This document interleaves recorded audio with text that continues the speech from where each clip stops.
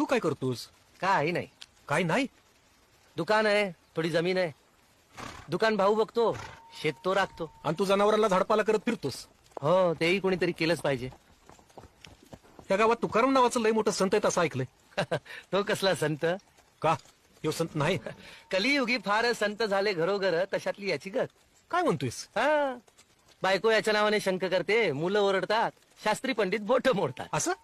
अहो, याला कधी कुणी नीट पूजा करताना पाहिलंय? कधी यानं होम हवन केलंय? कधी ग्रह शांती? काय नाही. नुसतं लोकांना चांगलं वागण्याचा उपदेश करायचा, हे काय पुरेसं आहे? अहो पण तेच आवश्यक आहे. जगात कुणी पांडित्याने ईश्वराला जवळ केलं, तर कुणी लेकरू होऊन लडिवाळपणे त्याच्या गळ्यात गळा घातला. पण याचं ज्ञान थोडकं आणि अहंकार सरतच नाही.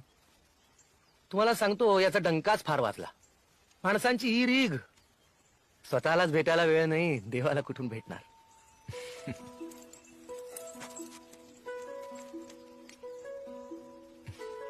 लक्ष्मण म्हणाला होताच, बुवा इतके साधे आहेत तुम्ही ओळखणारही नाही.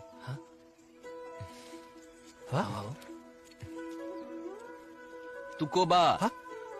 यांच्याशिवाय स्वतःबद्दल इतकं परखड कोण बोलणार? चूक झाली बुवा.